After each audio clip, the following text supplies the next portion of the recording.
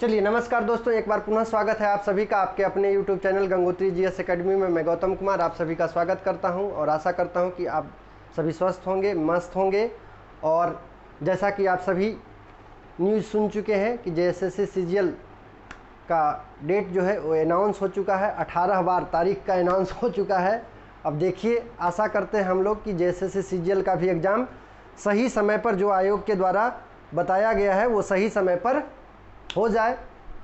तो आप अपनी तैयारी को अच्छे से कीजिए, ज़्यादा से ज़्यादा रिवीजन करिए और ज़्यादा से ज़्यादा सेट लगाने का प्रयास करिए ताकि जो है आपकी तैयारी जो है संपूर्ण हो सके और आयोग के द्वारा जब भी जो भी डेट निर्धारित किया जाए, जब भी एग्ज़ाम होना है उसको आप सफल हो सके। ठीक है, जैसा कि आप सभी देख रहे हैं कि हम लोग लगातार कुछ दिनों से भूगोल से संबंधित जेटेट के लिए और BPSC 4.0 के लिए MCQ हम लोग कर रहे हैं। ठीक है, और उसी कड़ी को आगे बढ़ाते हुए आज हम लोग तीसरे क्लास की ओर बढ़ते हैं और आज का सवाल हम लोग देखते हैं।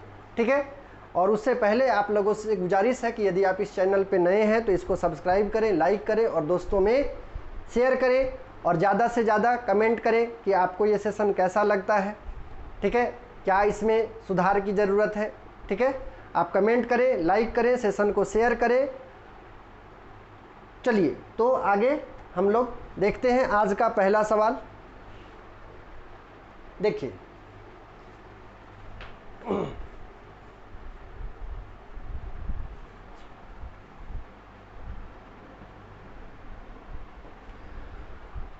Which of the following numbers represents the age of the earth?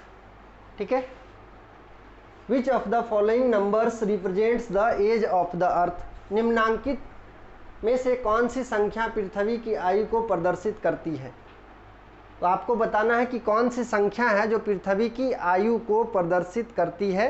आपके पास विकल्प है 14 लाख वर्ष, 13.7 बिलियन वर्ष और 4600 करोड़ वर्ष, और अंतिम विकल्प है 7 बिलियन वर्ष, 7 अरब वर्ष। तो आप लोग को बताना है कि इसका सही आंसर क्या है। Which of the following numbers represent the age of the earth? पृथ्वी की आयु कौन सा नंबर रिप्रेजेंट करता है, प्रदर्शित करता है। तो इसका सही विकल्प है 4600 करोड़ वर्ष। सही आंसर क्या होगा? सी। इसका सही आंसर सी होगा। ठीक है, आप सभी जानते हैं कि पृथ्वी की उत्पत्ति जब हुई है, ठीक है, सूर्य की भी उत्पत्ति उसी समय हुई है, चंद्रमा की उत्पत्ति भी उसी समय हुई है, और सभी की उत्पत्ति जो है, सभी आकाशीय पिंडों की उत्पत्ति किससे हुई है? तो निहारिका से हुई है। याद रखिएगा, सभी आकाशीय पिंडों की उत्पत्ति निहारिका से हुई है। और निहारिका क्या है? तो निहारिका धूल कण का बादल है। ठीक है, ब्रह्मांड में प्रारंभिक अवस्था में धूल कण तथा हाइड्रोजन गैस का जो बादल था उसी को निहारिका कहा जाता है। और चूंकि सभी आकाशीय पिंडों की उत्पत्ति निहारिका में हुई है, इसीलिए निहारिका को ही क्या कहते हैं? तो इसी को खगोलीय नर्सरी कहा जाता है। तो आपसे ये भी सवाल पूछा जा सकता है कि खगोलीय नर्सरी किसे कहते हैं। ठीक है, खगोलीय नर्सरी याद रखिएगा, खगोलीय नर्सरी निहारिका को कहा जाता है। इसके अलावा पृथ्वी की उत्पत्ति से संबंधित कई सिद्धांत दिया गया है। ठीक है, पृथ्वी की उत्पत्ति से संबंधित या ब्रह्मांड की उत्पत्ति से संबंधित कई सिद्धांत दिया गया है। और ब्रह्मांड की उत्पत्ति से संबंधित सबसे मान्य, सबसे ज़्यादा सार्थक, सबसे ज़्यादा वैज्ञानिक सिद्धांत बिग बैंग सिद्धांत माना जाता है। बिग बैंग सिद्धांत याद रखिएगा। और ये जो बिग बैंग सिद्धांत है इसी को ब्रह्मांड विस्तारित सिद्धांत भी बोलते हैं। ब्रह्मांड विस्तारित सिद्धांत, ठीक है, यूनिवर्स एक्सपेंडिंग थ्योरी इसी को बोला जाता है। तो ब्रह्मांड विस्तारित सिद्धांत याद रखिएगा, क्योंकि इसमें यह बात किया गया है कि प्रारंभिक अवस्था में, प्रारंभ के समय में जब ब्रह्मांड की उत्पत्ति हुई, ब्रह्मांड की उत्पत्ति से पहले जितने भी पदार्थ थे वो एक बिंदु पर थे। बाद में 13.7 बिलियन वर्ष पहले, ठीक है, 13.7 बिलियन वर्ष पहले इसमें विस्फोट हुआ। इसी के कारण इसको महाविस्फोटक सिद्धांत भी कहा जाता है। तो ये भी सवाल आपसे पूछा जा सकता है कि महाविस्फोटक सिद्धांत किसे कहते हैं। तो बिग बैंग सिद्धांत को ही महाविस्फोटक सिद्धांत कहा जाता है। बाद में बोला गया जब इसमें विस्फोट हुआ, ठीक है, डेंस टाइनी बॉल के रूप में था पूरा ब्रह्मांड। बाद में इसमें विस्फोट हुआ और दो पदार्थों के बीच या दो आकाश गंगाओं के बीच की दूरी जो है लगातार बढ़ रही है और ब्रह्मांड का विस्तार लगातार उसी प्रकार से हो रहा है जिस प्रकार से हम बलून को फुलाते हैं तो उसमें विद्यमान जो पैसेज होता है वो बढ़ता जाता है। ठीक है, उसी प्रकार से यूनिवर्स का क्या हो रहा है, विस्तार हो रहा है। तो बिग बैंग सिद्धांत को यूनिवर्स एक्सपेंडिंग सिद्धांत भी कहा जाता है। इसके अलावा आपसे सवाल पूछा जा सकता है कि ब्रह्मांड में जो विस्फोट है बिग बैंग कब हुआ। ब्रह्मांड में विस्फोट या ब्रह्मांड की उत्पत्ति कितने वर्ष पहले हुई है, तो इसका सही आंसर होगा 13.7 अरब वर्ष पहले। ठीक है, तो ब्रह्मांड की उत्पत्ति यदि बात किया जाए, ठीक है, या ब्रह्मांड में जो विस्फोट हुआ है वो कब हुआ है, तो 13 अरब वर्ष पहले बिग बैंग हुआ है। ठीक है, जिससे ब्रह्मांड की उत्पत्ति मानी जाती है। इसके अलावे सूर्य की उत्पत्ति की जब बात करें या सूर्य के एज की बात करें तो 5 बिलियन वर्ष माना जाता है। पृथ्वी की एज भी 4.6 बिलियन वर्ष, लगभग 5 अरब वर्ष माना जाता है। 4.6 बिलियन वर्ष लगभग 5 अरब वर्ष माना जाता है। ठीक है, एक सामान्य तारे की आयु कितनी होती है, तो याद रखिएगा एक सामान्य तारे की आयु 10 वर्ष होती है। ठीक है, एक सामान्य तारे की आयु 10 वर्ष होती है। तो यहाँ पे कुछ सवाल था जिसको हम बताने का प्रयास किए, यहाँ से भी कुछ क्वेश्चन हो सकता है। अब आप देखिएगा 11th क्लास की एनसीईआरटी जेटेट में यही बोला गया है कि 11th क्लास तक आप लोग को पढ़ना है। ठीक है, जीएस के अंतर्गत। और 6 to 8 के लिए अभी कोई सिलेबस डिफाइन नहीं किया गया कि 6 to 8 के अंतर्गत भूगोल में क्या क्या पढ़ेंगे। तो अभी जो भी भूगोल पढ़िए सामान्य चीज़ को पढ़ लीजिए, एक्स्ट्रा जब होगा, ठीक है, आयोग के द्वारा यदि कोई नोटिफिकेशन दे करके सिलेबस जारी किया जाएगा तो उसको पढ़ेंगे हम लोग, तो सिलेबस पूरा 6 to 8 का ख़त्म हो जाएगा। ऐसे अभी 1 to 5 में भी सामान्य अध्ययन पढ़ना है, तो सामान्य चीज़ें आपको जानना है, या तो हिस्ट्री हो, पॉलिटी हो, ज्योग्राफी हो, इकोनॉमिक्स हो, सामान्य चीज़ें, करेंट अफेयर्स, ये सभी आप लोग को पढ़ना ही पढ़ना है। कुछ लोगों के मन में दुविधा भी था और वो लोग पूछ भी रहे थे कि सर क्या करें, 6 to 8 के लिए क्या करें, तो उसको यही बताया कि 1 to 5 के लिए जिस प्रकार से पढ़ रहे हैं 6 to 8 के लिए भी पढ़िए। भूगोल में यदि एक्स्ट्रा पढ़ने को बोला जाएगा तो आप उसको पढ़ लीजिएगा, लेकिन सामान्य चीज़ तो आपका पढ़ा हुआ होगा। ठीक है, जैसे यहाँ पे ब्रह्मांड की उत्पत्ति से संबंधित यदि सिद्धांत बोल दिया जाए तो ब्रह्मांड की उत्पत्ति से संबंधित सिद्धांत 2-3 सिद्धांत है। साम्यावस्था सिद्धांत, ठीक है, इसके अलावा दोलन सिद्धांत, उसके बाद बिग बैंग सिद्धांत। दोलन सिद्धांत डॉक्टर एलन संडेज के द्वारा दिया गया था। ठीक है, साम्यावस्था सिद्धांत जो है वो हार्मन बॉडी के द्वारा दिया गया था। तो इस प्रकार से अब यदि 6 to 8 में बोल दिया जाएगा कि आपको बिग बैंग सिद्धांत पढ़ना, ब्रह्मांड की उत्पत्ति से संबंधित बिग बैंग सिद्धांत, तो आपको बिग बैंग सिद्धांत के बारे में पढ़ना है, उसमें क्या बातें की गई है उसको ध्यान में रखना पड़ेगा। लेकिन सामान्य चीज़ अभी आप लोग पढ़िए और अपनी तैयारी को जारी रखिए। ठीक है, चलिए अगले सवाल की ओर हम लोग चलते हैं। अगला सवाल है, ठीक है, अगले सवाल की ओर चलते हैं। दूसरा सवाल देखिए, विच of the following elements is not helpful in the formation and modification of the present atmosphere. निम्न में से कौन सा तत्व, आप लोग को बताना है, निम्न में से कौन सा तत्व वर्तमान वायुमंडल के निर्माण व संशोधन में सहायक नहीं है। ये डायरेक्ट एनसीईआरटी का क्वेश्चन है। ठीक है, डायरेक्ट 11th की एनसीईआरटी 2nd चैप्टर का क्वेश्चन है। इसमें पूछा जा रहा है कि विच of the following elements is not helpful in the formation and modification of the present atmosphere. निम्न में से कौन सा तत्व वर्तमान वायुमंडल के निर्माण व संशोधन में सहायक नहीं है। आपके पास विकल्प है सोलर विंड, सौर पवन, डिफरेंशिएशन, विभेदन, गैस इमिशन, गैस उत्सर्जन और फोटोसिंथेसिस, प्रकाश संश्लेषण। तो इसका सही आंसर हो जाएगा विभेदन। ठीक है, सही आंसर क्या है, डिफरेंशिएशन, विभेदन। बाकी जो सभी तत्व यहाँ पे दिए गए हैं, सोलर विंड, ठीक है, इसके अलावा गैसों का उत्सर्जन और प्रकाश संश्लेषण प्रक्रिया, ये सभी जो है वायुमंडल के निर्माण व संशोधन में सहायक है, जबकि विभेदन जो है इसमें सहायक नहीं है। तो सही आंसर क्या होगा, विभेदन होगा। ठीक है, सौर ज्वाला क्या होता है या सोलर विंड आप समझते हैं, सौर ज्वाला बोला जाता है। ठीक है, तो सूर्य से निकलने वाले परमाणुओं का तूफान जो है उसी को सौर ज्वाला बोलते हैं। ठीक है, यही सौर ज्वाला जब उत्तरी ध्रुवों और दक्षिणी ध्रुवों की ओर आकर्षित होता है तो इसको अरोरा लाइट्स के नाम से जानते हैं। उत्तरी ध्रुवों पर अरोरा बोरियालिस और दक्षिणी ध्रुवों पर अरोरा ऑस्ट्रालिस के नाम से जाना जाता है, तो याद रखिएगा। इसके अलावा गैसें उत्सर्जन हुई है, उसी से वायुमंडल का निर्माण हुआ है। इसके अलावा फोटोसिंथेसिस प्रक्रिया के द्वारा जो पेड़ पौधे हैं वो वायुमंडल में ऑक्सीजन का उत्सर्जन करते हैं, ये सभी आप लोग जानते हैं। तो दूसरा का सही आंसर क्या होगा? विभेदन होगा। ठीक है, चलिए तीसरे सवाल की ओर हम लोग चलते हैं। अगले सवाल की ओर देखिए, the big splat is related to which of the following. आपको बताना है द बिग स्प्लेट का संबंध निम्नलिखित में से किससे। ठीक है, द बिग स्प्लेट के बारे में आपसे पूछा जा रहा है और ये पूछा जा रहा है कि द बिग स्प्लेट का संबंध किससे है। आपके पास विकल्प है ओरिजिन ऑफ द अर्थ, पृथ्वी की उत्पत्ति। दूसरा विकल्प है आपके पास ओरिजिन ऑफ द अर्थ, पृथ्वी पर जीवों की उत्पत्ति। इसके अलावा तीसरा है आपका कंपोजिशन ऑफ एटमॉस्फेयर, वायुमंडल की का संगठन। इसके अलावा कंपोजिशन ऑफ द एटमॉस्फेयर, वायुमंडल की संरचना। इसके अलावा एक कंपोजिशन ऑफ एटमॉस्फेयर तो संरचना नहीं होगा, संगठन होगा। ठीक है, स्ट्रक्चर होगा तब संरचना होगा। ठीक है, मिस्टेक है इसमें। कंपोजिशन ऑफ द एटमॉस्फेयर यानी वायुमंडल की संरचना। ठीक है, वायुमंडल का संगठन। स्ट्रक्चर ऑफ द एटमॉस्फेयर होगा तब वायुमंडल का संरचना होगा। ठीक है, तो यहाँ पे दिया हुआ है कंपोजिशन ऑफ द एटमॉस्फेयर, वायुमंडल की संगठन होगा। ओरिजिन ऑफ द मून, चंद्रमा की उत्पत्ति से। तो आपको बताना है द बिग स्प्लेट का संबंध निम्नलिखित में से किससे है। तो इसका सही आंसर होगा चंद्रमा की उत्पत्ति। ठीक है, बिग स्प्लेट एक सिद्धांत है जिसमें चंद्रमा की उत्पत्ति के बारे में बताया गया है। तो बिग स्प्लेट का संबंध ओरिजिन ऑफ द मून से है। ठीक है, चंद्रमा की उत्पत्ति से है। चलिए अगला सवाल हम लोग देखते हैं। अगला सवाल देखिए, life on earth began approximately how many of the following years.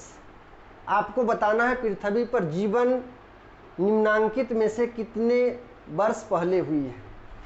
ठीक है, पृथ्वी पर जीवन निम्नांकित में से लगभग कितने वर्षों पहले आरंभ हुआ है। आपके पास विकल्प है 1 बिलियन 37 करोड़ वर्ष, 1 अरब 37 करोड़ वर्ष। दूसरा विकल्प है 460 करोड़ वर्ष।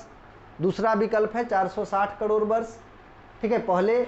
तीसरा विकल्प है 38 लाख वर्ष पहले। चौथा विकल्प है 3 अरब करोड़ वर्ष पहले। तो आपको बताना है कि इसका सही आंसर क्या होगा। ठीक है, पृथ्वी पर जीवन निम्नांकित में कितने वर्षों पहले आरंभ हुआ। ठीक है, इसका सही आंसर होगा D, 3 billion 80 crore years ago. ठीक है, 3 अरब 80 करोड़ वर्ष पहले जो है पृथ्वी पर जीवन की शुरुआत हुई है। ठीक है, तो पृथ्वी पर जीवन की शुरुआत कब हुई है? तो 3 अरब 80 करोड़ वर्ष पहले। चलिए अगला सवाल हम लोग देखते हैं। Who said give me matter, I will show you how to make earth out of it। यह कथन किसका है? मुझे पदार्थ दो, मैं तुम्हें दिखाऊंगा कि उससे पृथ्वी कैसे बनती है। ठीक है, तो इस एक कथन दिया गया है। इस कथन में बताया गया है कि यह कथन किसके द्वारा दिया गया है कि तुम मुझे पदार्थ दो, मैं तुम्हें दिखाऊंगा कि पृथ्वी की उत्पत्ति कैसे हुई है या पृथ्वी कैसे बनती है। ये कथन किसका दिया हुआ है? आपके पास विकल्प है चैम्बरलिन, आपके पास विकल्प है कांट, जेम्स एंड जेफरीज और लाप्लास। तो बताइए कि किनके द्वारा ये कथन दिया हुआ है कि तुम मुझे पदार्थ दो, मैं तुम्हें दिखाऊंगा कि पृथ्वी कैसे बनती है। ठीक है, ये जो कथन है ये कांट महोदय के द्वारा दिया गया है। ठीक है, इमैनुअल कांट के बारे में आप लोग जानते हैं। ये कांट महोदय के द्वारा दिया गया है और कांट महोदय के द्वारा ही वायव्य राशि परिकल्पना का प्रतिपादन किया गया था। ठीक है, ब्रह्मांड की उत्पत्ति, ये पृथ्वी की उत्पत्ति से संबंधित या सौरमंडल की उत्पत्ति से संबंधित वायव्य राशि परिकल्पना, गैसियस हाइपोथेसिस। ठीक है, गैसियस हाइपोथेसिस ये भी जो है इमैनुअल कांट के द्वारा दिया गया था। बाद में ये जो है इमैनुअल कांट जो है इसी में ये बोलते हैं कि ब्रह्मांड की जो उत्पत्ति है या जो सोलर सिस्टम है, सौरमंडल की उत्पत्ति है, वो निहारिका से हुई है। और निहारिका प्रारंभिक अवस्था में धूलकण का बादल था, वो कैसी थी? तो शीतल थी। ठीक है, शीतल निहारिका। तो ये भी सवाल पूछा जाएगा कि शीतल निहारिका की परिकल्पना किसके द्वारा की गई थी? तो ये भी कांट महोदय के द्वारा। बाद में इसके विरोध में, ठीक है, इसको संशोधन करके नेबुलर हाइपोथेसिस, ठीक है। नेबुलर हाइपोथेसिस याद रखिएगा, निहारिका परिकल्पना, नेबुलर हाइपोथेसिस, ये जो है लाप्लास महोदय के द्वारा लाया गया था, ठीक है। लाप्लास महोदय के द्वारा लाया गया था और इसमें बताया गया था निहारिका शीतल नहीं है, क्या है, भ्रमणशील है और गर्म है, ठीक है। यानी ब्रह्मांड की उत्पत्ति जो है भ्रमणशील, ठीक है, घूर्णनशील निहारिका एवं तप्त निहारिका से हुई है। तो ये भी सवाल आपसे पूछा जा सकता है कि तप्त निहारिका किसके द्वारा बताया गया था, ठीक है। तो तप्त निहारिका लाप्लास के द्वारा बताया गया था, शीतल निहारिका कांट महोदय के द्वारा बताया गया था। और कांट महोदय के द्वारा ही यह कथन दिया गया था कि तुम मुझे पदार्थ दो, मैं तुम्हें बताऊंगा कि किस प्रकार से पृथ्वी की उत्पत्ति हुई है या कैसे पृथ्वी बनती है। चलिए अगला सवाल हम लोग देखते हैं। अगला सवाल, which of the following forces separates the gaseous matter of the sun. आपको फोर्स के बारे में बताना है कि किस बल द्वारा सूर्य के गैसीय पदार्थ अलग हुए हैं, ठीक है। किस बल के द्वारा सूर्य से गैसीय पदार्थ अलग हुए हैं। आपके पास विकल्प है, ग्रेविटेशनल फोर्स गुरुत्वाकर्षण बल, एंगुलर मोमेंटम कोणीय संवेग, रोटेशन घूर्णन, और डी में है सेंट्रीफ्यूगल फोर्स अपकेंद्रीय बल। तो आप बताइए कि किस बल के द्वारा सूर्य से जो गैसीय पदार्थ हैं वो अलग हुए हैं। तो इसका सही आंसर होगा गुरुत्वाकर्षण।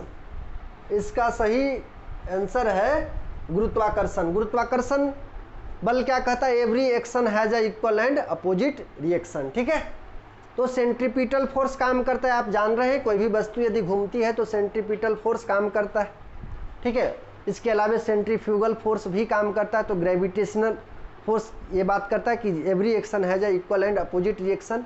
जब ये भ्रमणशील था, इससे सौर ज्वाला निकल रही थी, ठीक है, और जब इस पर दबाव पड़ रहा था तो इसी के कारण, इसी दबाव के कारण जो है और सभी जो गैसें हैं, गैसीय पदार्थ जो है इससे दूर हो गए हैं, ठीक है। तो याद रखिएगा इसका सही आंसर है गुरुत्वाकर्षण। तो किस बल के द्वारा सूर्य के गैसीय पदार्थ से, ठीक है, सूर्य से गैसीय पदार्थ अलग हुए हैं, तो उसका सही आंसर होगा गुरुत्वाकर्षण। यहाँ पे कंफ्यूजन के लिए सेंट्रीफ्यूगल फोर्स भी दिया गया होगा और हम आशा करते हैं कि बहुत सारे लोग सेंट्रीफ्यूगल फोर्स को ही लगाकर आएंगे, लेकिन सही आंसर क्या होगा, गुरुत्वाकर्षण होगा, ठीक है। चलिए अगला सवाल हम लोग देखते हैं। अगला सवाल, who propounded the tidal hypothesis regarding the origin of earth. आपको बताना है पृथ्वी की उत्पत्ति से संबंधित ज्वारीय परिकल्पना का प्रतिपादन किसने किया है। तो ज्वारीय परिकल्पना का प्रतिपादन किसके द्वारा किया गया है, ये आप लोग को बताना है। आपके पास विकल्प है लाप्लास, जेफ्रीज, सर जेम्स एंजिन्स और कांट। तो दो तो अभी आपको बता दिए, ठीक है। जैसे कांट महोदय के द्वारा बायब राशि परिकल्पना दिया गया है, लाप्लास महोदय के द्वारा निहारिका परिकल्पना दिया गया है, ठीक है। अब यहाँ पे दो जो ऑप्शन है इसी में आपको ध्यान लगाना है कि सही आंसर क्या होगा। तो याद रखिएगा इसका सही आंसर है सी, सर जेम्स जीन्स, ठीक है। सर जेम्स जीन्स के द्वारा जो है ज्वारीय परिकल्पना दिया गया था, ठीक है। सर जेम्स एंड जीन्स के द्वारा ज्वारीय परिकल्पना दिया गया था। बाद में जेफ्रीज महोदय के द्वारा इसमें संशोधन किया गया था, ठीक है, याद रखिएगा। बाद में जेफ्रीज महोदय के द्वारा इसमें संशोधन किया गया था। जेम्स जीन्स एंड जेफ्रीज भी लिखा रहेगा, ठीक है, जेम्स जीन एंड जेफ्रीज भी लिखा रहेगा, आपको मिलेगा। लेकिन याद रखिएगा ज्वारीय परिकल्पना का प्रतिपादन जेम्स जीन्स महोदय के द्वारा किया गया था। बाद में जेफ्रीज महोदय इसमें संशोधन करते हैं। तो सही आंसर सी होगा, ठीक है, सही आंसर सी है। आगे हम लोग बढ़े। अगला सवाल 8 number question, which one of the following has the longest duration. आपको बताना है कि निम्नलिखित में से किसकी अवधि सबसे अधिक है, किसकी अवधि सबसे अधिक है। तो याद रखिएगा जियोलॉजिकल टाइम स्केल से सवाल पूछा जा रहा है, ठीक है। भूगर्भिक समय मापनी से सवाल पूछा जा रहा है। इसको कई भागों में वर्गीकृत किया जाता है। तो उसी में आपको बताना है कि कौन सी अवधि है वो सबसे अधिक है। आपके पास विकल्प है इयोन्स, पीरियड, एरा, इपोच। तो याद रखिएगा इसका सही आंसर क्या होगा, इयोन्स होगा। सही आंसर क्या होगा, इयोन्स। देखिए इसका क्रम है इयोन्स, इयोन्स के बाद आता है एरा, इयोन्स, एरा, उसके बाद period, eons, era, epoch, epoch, उसके बाद period, eons era epoch period, ठीक है, eons era epoch period, eons era epoch period, यही आपका क्रम है। तो सबसे, ठीक है, लंबी अवधि इओन्स का है, ठीक है, इओन्स एरा इपोच और पीरियड, ये याद रखिएगा। चलिए अगला सवाल,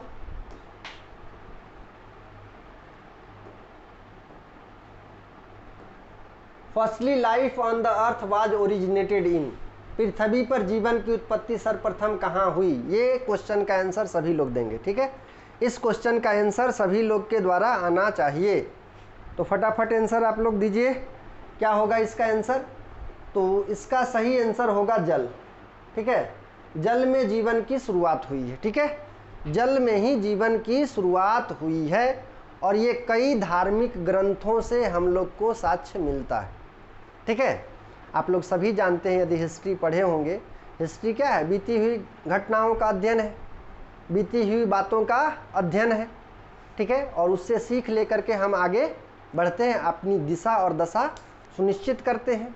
तो अलग अलग धार्मिक स्रोत जो है जिससे हम लोग को जानकारी मिलता है, ऐतिहासिक स्रोत, साहित्यिक स्रोत, धार्मिक स्रोत, ये सभी आप लोग पढ़े होंगे। यदि हिस्ट्री पढ़े होंगे तो इतिहास के जानकारी के स्रोत में पढ़े होंगे, ठीक है। तो इसमें पुराण के बारे में आप लोग जानते होंगे, पुराणों की संख्या ये भी कभी कभी पूछ देगा। तो 18 पुराण है, इन्हीं पुराणों में से एक है विष्णु पुराण, विष्णु पुराण। और विष्णु पुराण में दशावतार की चर्चा की गई है। कभी कभी ये भी सवाल हिस्ट्री में पूछ देता है कि दशावतार में किस भगवान का वर्णन है, किस ईश्वर का वर्णन है? तो याद रखिएगा विष्णु भगवान का वर्णन है, ठीक है, दशावतार में विष्णु भगवान। और जब आप विष्णु पुराण पढ़े होंगे या विष्णु पुराण के बारे में थोड़ा बहुत भी जानते होंगे, या सीरियल वगैरह भी विष्णु पुराण पर बना हुआ है, तो आप भगवान का जो सबसे पहला अवतार है जिसको बोलते हैं मत्स्य अवतार, सबसे पहला अवतार जो है मत्स्य अवतार है।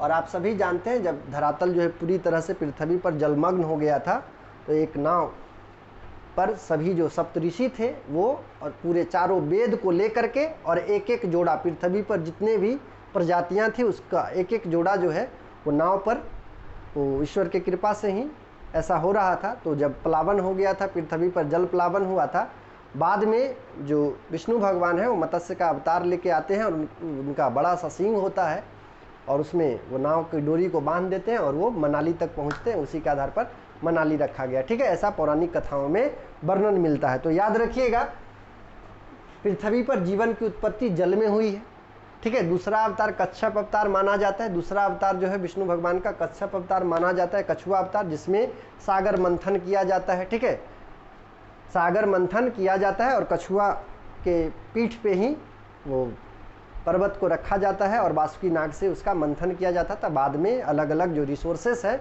वहाँ से निकला है, सागर मंथन से रिसोर्सेस निकला है, लक्ष्मी माता भी निकली है, शंख निकला है, ठीक है, सुदर्शन चक्र निकला है, फिर लक्ष्मी माता भी उसी से निकली है, ये सभी आप जानते हैं। तो वर्तमान समय में हम लोग 29% भाग स्थल वाले भाग का तो काफ़ी दोहन कर चुके हैं, लेकिन जल वाले भाग का दोहन नहीं किए। तो वर्तमान समय में समुद्र विज्ञान जो है भूगोल वेताओं के लिए अध्ययन का एक प्रमुख विषय बनता जा रहा है और लगातार इसका विस्तार हो रहा है। तो याद रखिएगा पृथ्वी पर जीवन की उत्पत्ति सबसे पहले कहाँ हुई है? तो जल में हुई है। चलिए अगला सवाल हम लोग देखते हैं। 10 नंबर क्वेश्चन क्या पूछा जा रहा है? Which of the following was contributed by water vapour and gases in the atmosphere? निम्नलिखित में से कौन वायुमंडल में जल वाष्प और गैसों द्वारा योगदान दिया गया था? निम्नलिखित में से कौन वायुमंडल में जल वाष्प और गैसों द्वारा योगदान दिया गया था? तो आपको बताना है कि वायुमंडल में जल वाष्प और गैसों का योगदान किस प्रक्रिया के द्वारा दिया गया था, ठीक है। Which of the following was contributed by water vapour and gases in the atmosphere?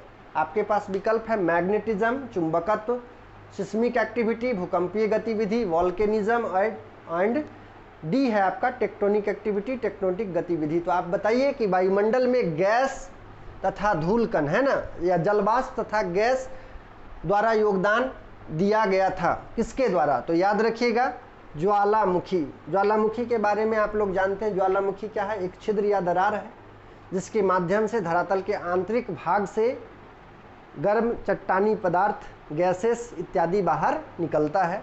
और ज्वालामुखी के दौरान सबसे ज़्यादा निकलने वाला जो पदार्थ होता है, सबसे ज़्यादा जो निकलता है वो गैसेस है और जलवाष्प है। ठीक है, सबसे ज़्यादा क्या निकलता है? जलवाष्प निकलता है और गैसेस निकलता है।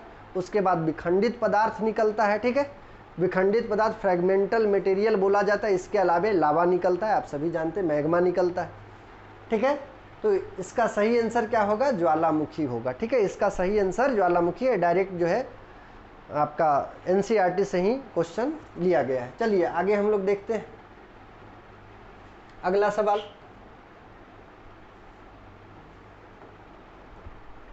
ग्यारह नंबर क्वेश्चन, पृथ्वी और सूर्य के बीच की दूरी कितनी है? आपको बताना है पृथ्वी और सूर्य के बीच की दूरी कितनी है। ठीक है, पृथ्वी और सूर्य के बीच की दूरी आपके पास विकल्प है 149.6 million kilometres, 15.98 million kilometres, 169.34 million kilometre and 179.67 million kilometre. तो सही आंसर क्या होगा? पृथ्वी और सूर्य के बीच की दूरी कितनी है? तो इसका सही आंसर है ए, 149.6 मिलियन किलोमीटर। ठीक है, और याद रखिएगा पृथ्वी और सूर्य के बीच की दूरी को क्या बोलते हैं? तो इसी को खगोलीय इकाई भी बोला जाता है। ठीक है, खगोलीय इकाई, astronomical unit, astronomical unit, astronomical unit. तो एस्ट्रोनॉमिकल यूनिट खगोलीय इकाई क्या है? सूर्य और पृथ्वी के बीच की औसत दूरी को ही खगोलीय इकाई कहते हैं। और ये दूरी कितनी है? 149.6 मिलियन किलोमीटर। करोड़ में पूछेगा तो 14.9 करोड़। ठीक है, 14.9 करोड़ या लगभग 15 करोड़। तो करोड़ में होगा तो ये हो जाएगा फिगर। ठीक है, और यदि मिलियन में पूछेगा तो 149.6 मिलियन किलोमीटर।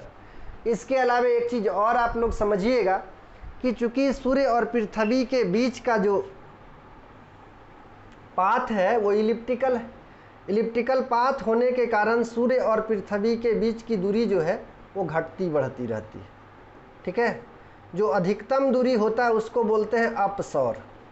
अधिकतम दूरी अपसौर होता है और न्यूनतम दूरी को उपसौर बोलते हैं। उपसौर का मतलब क्या होगा? तो उपसौर का मतलब न्यूनतम, याद रखिएगा, और अपसौर का मतलब अधिकतम होगा, अधिकतम दूरी। ठीक है, अब हिंदी उपसौर के अपसौर के लिए क्या होता है? अपसौर के लिए होता है अपहेलियन, अपसौर के लिए अपहेलियन होता है, उपसौर के लिए पेरीहेलियन होता है, पेरीहेलियन। तो यहाँ पे याद करना आसान होगा। पहला अक्षर पकड़िएगा, ए से अबे होता है, दूर होगा, और पी से पास होता है। ठीक है, पास का मतलब नज़दीक होता है, तो ये याद कर सकते हैं। अब कितना नज़दीक और कितना अधिक होगा तो याद रखिएगा 149.6 मिलियन औसत दूरी है। तो जब बढ़ेगा तो 2 किलोमीटर बढ़ जाता है, 152 मिलियन होगा। ठीक है, 152 मिलियन किलोमीटर। और ये कब होगा? तो 4 जुलाई को होता है। ये भी सवाल पूछा जाता है। पेरीहेलियन जब होगा यानी निकट वाला होगा तो 3 किलोमीटर घटा दीजिएगा तो 150 मिलियन किलोमीटर, ऐसे आप राउंड कर सकते हैं। तो जब पेरीहेलियन का स्थिति होगा तब कितना होगा? 147 मिलियन किलोमीटर। ठीक है, 147 मिलियन किलोमीटर। और कब होगा? तो 3 जनवरी को होगा। ठीक है, तो ये भी सवाल आपसे पूछा जाता है। अपहेलियन पेरीहेलियन से सवाल पूछा जाता है। ये भी एनसीईआरटी का ही क्वेश्चन है। ठीक है, तो पृथ्वी और सूर्य के बीच की दूरी कितनी है? तो 149.6 मिलियन किलोमीटर। इसी को क्या कहते हैं? इसी को खगोलीय इकाई भी कहा जाता है। ये घटता बढ़ता रहता है। क्या कारण है? ठीक है, तो दीर्घवृत्ताकार पथ के कारण। ठीक है, ऑर्बिट के कारण। ठीक है, ऑर्बिट कैसा है? तो दीर्घवृत्ताकार है। ठीक है, ऑर्बिट कैसा है? तो दीर्घवृत्ताकार है। चलिए आगे बढ़े हम लोग। अगला सवाल, which one of the following expert gave the collision hypothesis? आपको बताना है निम्नलिखित में से किस विशेषज्ञ ने टकराव परिकल्पना का प्रतिपादन किया या टकराव परिकल्पना दी है। तो आप बताइए कि टकराव परिकल्पना किसके द्वारा दिया गया है? टकराव परिकल्पना आपके पास विकल्प है इमैनुअल कांट, ठीक है, आपके पास विकल्प है Immanuel Kant, Laplace, Chamberlin and sir James and Jeans. Sir James and Jeans. तो बताइए कि टकराव परिकल्पना किसके द्वारा दिया गया है? तो टकराव परिकल्पना जो है ये सर जेम्स और जीन्स, ठीक है, sir James and Herald Jefferies के द्वारा दिया गया है। ठीक है, टकराव परिकल्पना जो है sir James and Herald Jefferies के द्वारा दिया गया है। तो इसका सही आंसर क्या होगा? डी होगा। ठीक है, सही आंसर डी है। चलिए अगला हम लोग देखते हैं, अगला सवाल। आइए 13 नंबर क्वेश्चन क्या बोल रहा है? Who suggested that the earth and the moon formed a single rapidly rotating body. आपको बताना है कि किसने सुझाव दिया था कि पृथ्वी और चंद्रमा एक ही तेजी से घूमने वाला पिंड से बना है। तो आपको बताना है किसने सुझाव दिया था कि पृथ्वी और चंद्रमा एक ही तेजी से घूमने वाला पिंड से बना है। आपके पास विकल्प है sir George, sir Chamberlain, sir molten और इनमें से कोई नहीं। तो आपको बताना है कि किसके द्वारा यह बताया गया था कि पृथ्वी और चंद्रमा एक ही तेजी से घूमने वाला पिंड से बना है। इसका सही आंसर है इनमें से कोई नहीं। ठीक है, इनमें से कोई नहीं, क्योंकि किसने सुझाव दिया पृथ्वी और चंद्रमा एक ही तेजी से घूमने वाला पिंड से बना है? तो ये तो निहारिका परिकल्पना से साबित होता है। और निहारिका परिकल्पना लाप्लास के द्वारा दिया गया है। लाप्लास के द्वारा ही बताया गया था कि सौर मंडल की उत्पत्ति जो है गर्म एवं तप्त निहारिका से हुई है। ठीक है, गर्म एवं तप्त निहारिका से हुई है और इसी को सबसे ज़्यादा सटीक भी मानते हैं। सबसे ज़्यादा सटीक यानी कांट से ज़्यादा सटीक माना जाता है। ठीक है, और सबसे ज़्यादा चर्चा इसी की जाती है। ठीक है, क्योंकि ये वैज्ञानिक तर्कों पर आधारित था। तो सही आंसर क्या हो जाएगा इसमें? इनमें से कोई नहीं। चलिए अगला सवाल हम लोग देखते हैं। 14 number question, big bang theory was postulated bye.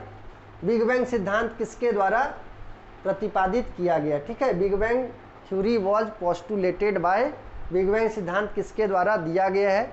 आप सभी को बता चुके हैं, पहले ही क्वेश्चन में बताए थे। ठीक है, आपके पास विकल्प है sir George Lemaitre, Edwin Hubble, Smith और वेगनर। ठीक है, वेगनर। तो सही आंसर क्या होगा? George Lemaitre. ठीक है, बिग बैंग सिद्धांत के बारे में हम पहले क्वेश्चन में ही बता चुके हैं। बिग बैंग सिद्धांत जॉर्ज लेमेट्रे के द्वारा प्रतिपादित किया गया था, उनके द्वारा दिया गया था। ठीक है, कब दिया गया था? तो शायद 1930 ईस्वी में। 1930 ईस्वी में इनके द्वारा दिया गया था।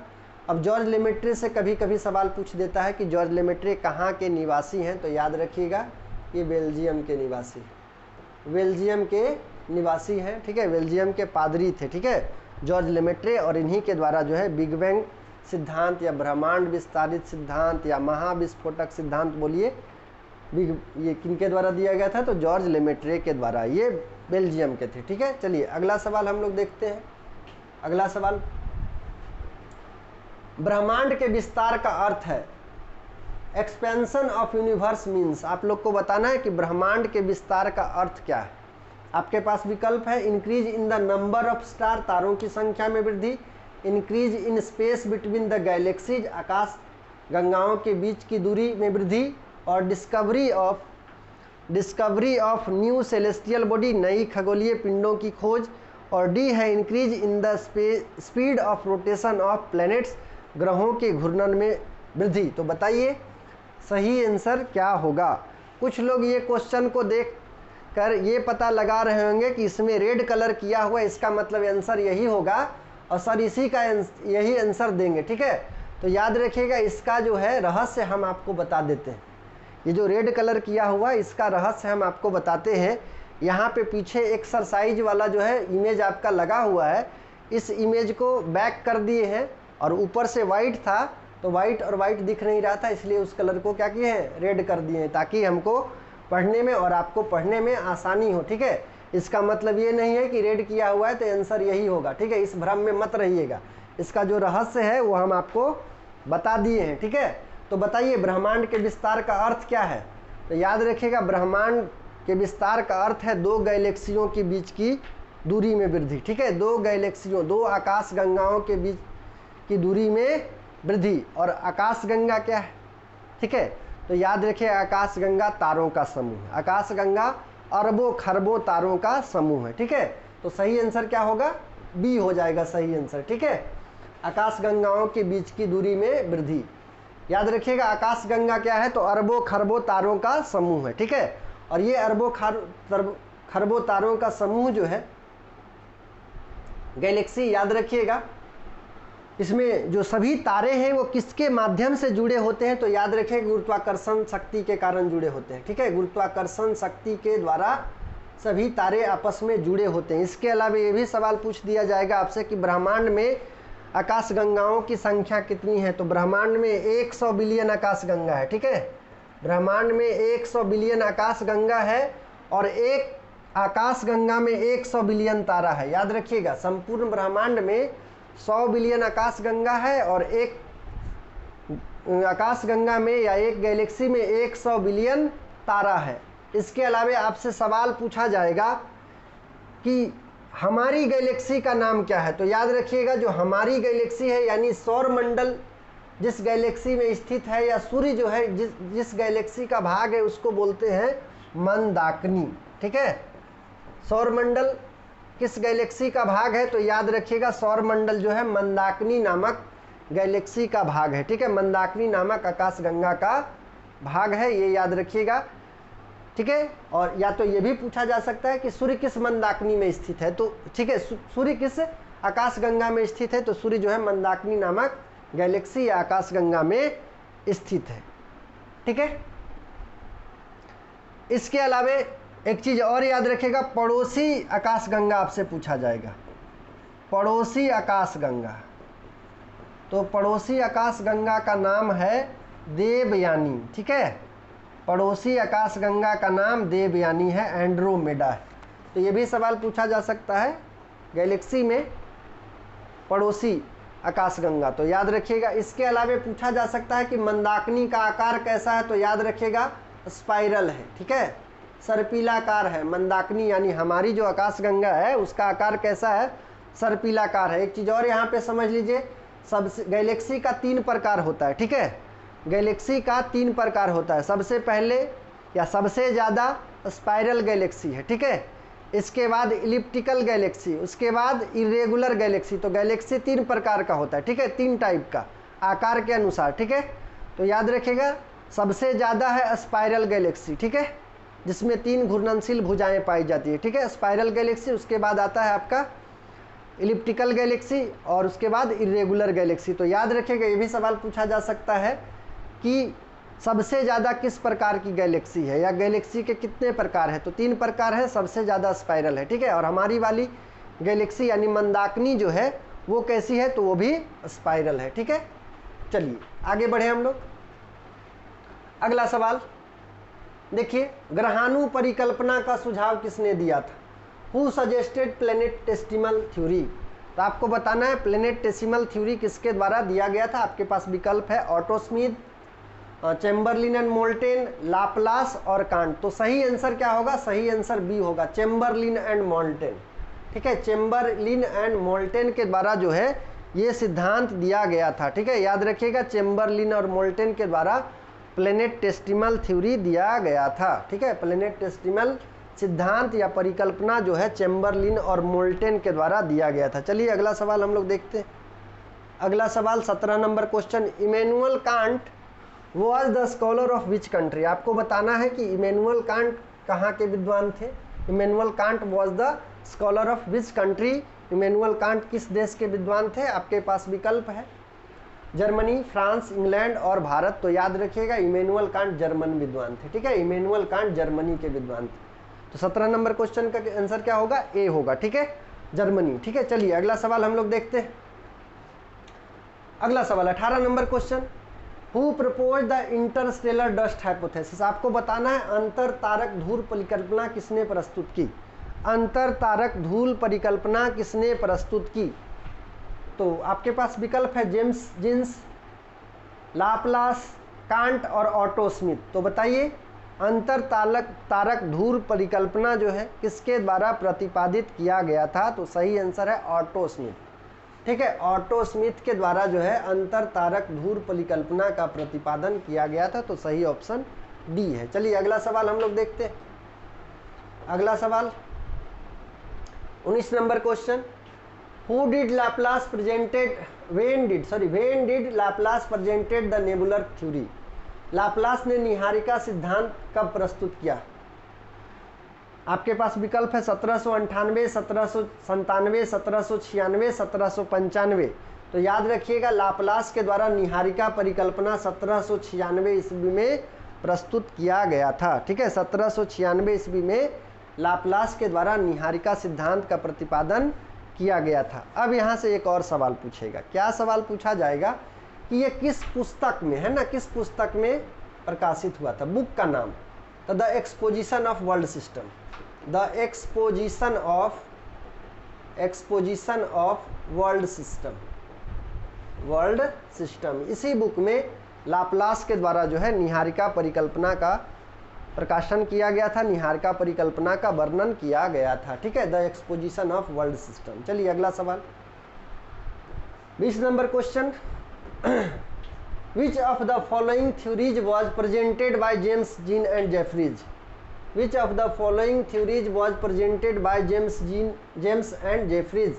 निम्न में से जेम्स तथा जेफरीज ने कौन सा सिद्धांत प्रस्तुत किया था? आपके पास ऑप्शन है, आपके पास विकल्प है, डिस्प्लेसमेंट थ्योरी, विस्थापन सिद्धांत, सिंगल स्टार हाइपोथेसिस, एक तारक सिद्धांत, बाइनरी स्टार हाइपोथेसिस, द्वैतारक सिद्धांत, और डी है आपका नेबुला निहारिका सिद्धांत। ठीक है, तो आप बताइए इसका सही आंसर क्या होगा? तो इसका सही आंसर होगा सी। ठीक है, द्वैतारक सिद्धांत। ठीक है, इसका सही आंसर होगा द्वैतारक सिद्धांत। ठीक है, द्वैतारक सिद्धांत। इससे संबंधित यदि आपको पीडीएफ चाहिए, आपको पहले भी बता चुके हैं, आज भी जान लीजिए, पीडीएफ चाहिए तो Gangotri GS academy app play store से आपको डाउनलोड करना है। आप प्ले स्टोर पर जाके डाउनलोड कर लीजिएगा Gangotri GS academy app.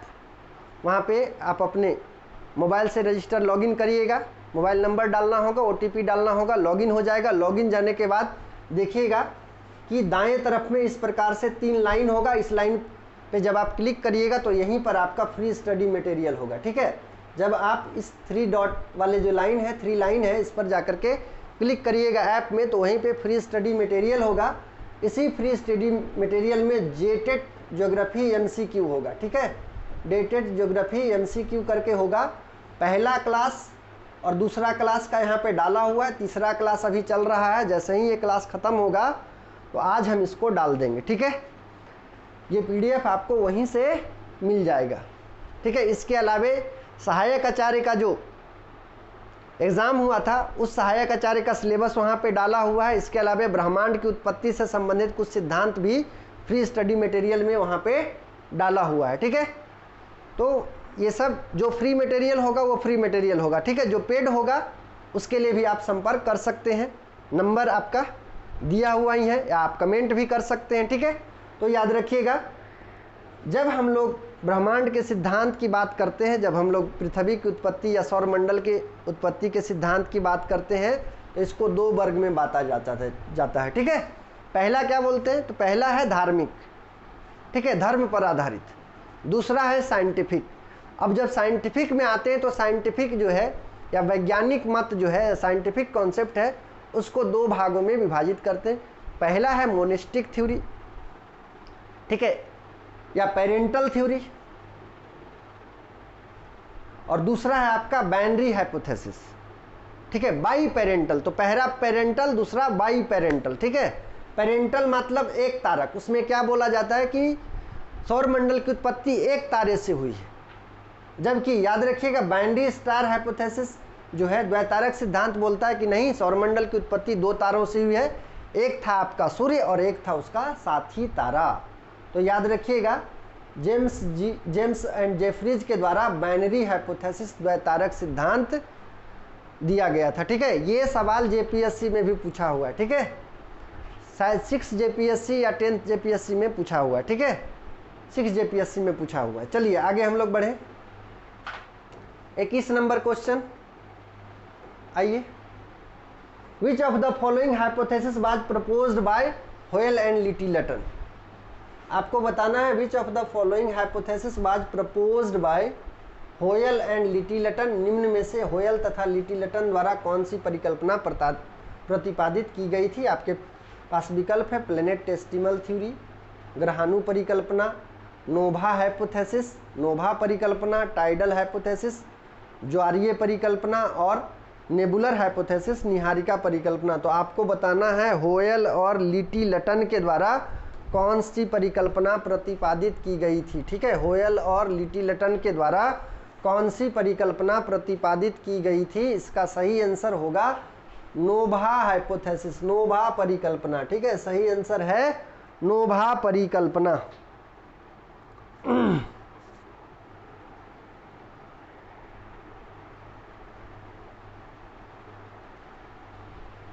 Nova परिकल्पना। चलिए अगला सवाल, अगला सवाल हम लोग देखते हैं। 22 number question, which of the following gases fuse into helium. निम्नलिखित में से किस गैस का संलयन हीलियम में हुआ। तो आपको बताना है किस गैस का संलयन हीलियम में हुआ है। तो याद रखिएगा सही आंसर होगा हाइड्रोजन। ठीक है, सही आंसर क्या है, हाइड्रोजन। देखिए तारा के बारे में आप लोग सभी जानते हैं, स्टार, और सबको स्टार ही बनना। वैसा आकाशीय पिंड जिसका अपना उष्मा और प्रकाश होता है तारा कहलाता है। इसके अलावा तारे में उष्मा और ऊर्जा का मुख्य स्रोत क्या है। तो याद रखिएगा नाभिकीय संलयन प्रक्रिया। तारे में उष्मा और ऊर्जा का मुख्य स्रोत नाभिकीय संलयन प्रक्रिया है। और नाभिकीय संलयन प्रक्रिया में क्या होता है, नाभिकीय संलयन प्रक्रिया में हाइड्रोजन जो है लगातार हीलियम में परिवर्तित होता रहता है। ठीक है, हाइड्रोजन एटम जो है लगातार हीलियम एटम में परिवर्तित होता रहता है, याद रखिएगा। इसके अलावा आपसे सवाल पूछा जा सकता है कि तारे में ईंधन क्या है, तारा में ईंधन क्या है। तो याद रखिएगा तारा में ईंधन हाइड्रोजन है। अब तारे में ईंधन जो है वो हाइड्रोजन किस रूप में है, हाइड्रोजन किस रूप में है, ये भी सवाल पूछा जाएगा। तो याद रखिएगा प्लाज्मा के फॉर्म में है। ठीक है, तारे में हाइड्रोजन जो है प्लाज्मा के फॉर्म में होता है। यदि गैस के फॉर्म में होता तो इतना लंबा समय तक थोड़ा ही जलता रहता, प्लाज्मा के फॉर्म में है। ठीक है, याद रखिएगा। तो किस गैस का संलयन हीलियम में हुआ है, तो हाइड्रोजन में हुआ। इसके अलावा ये भी पूछा जाएगा कि जो निहारिका था उसमें सबसे ज़्यादा कौन सा गैसेस था। तो याद रखिएगा हाइड्रोजन गैस था। ठीक है, चलिए अगला सवाल। 23 नंबर क्वेश्चन, ऑटो स्मिथ किस देश का वैज्ञानिक था। Auto Smith was scientist of which country. आपको बताना है ऑटो स्मिथ कहाँ के विद्वान थे। आपके पास विकल्प है इंग्लैंड, जर्मनी, रूस, फ्रांस। इंग्लैंड, जर्मनी, रूस, फ्रांस।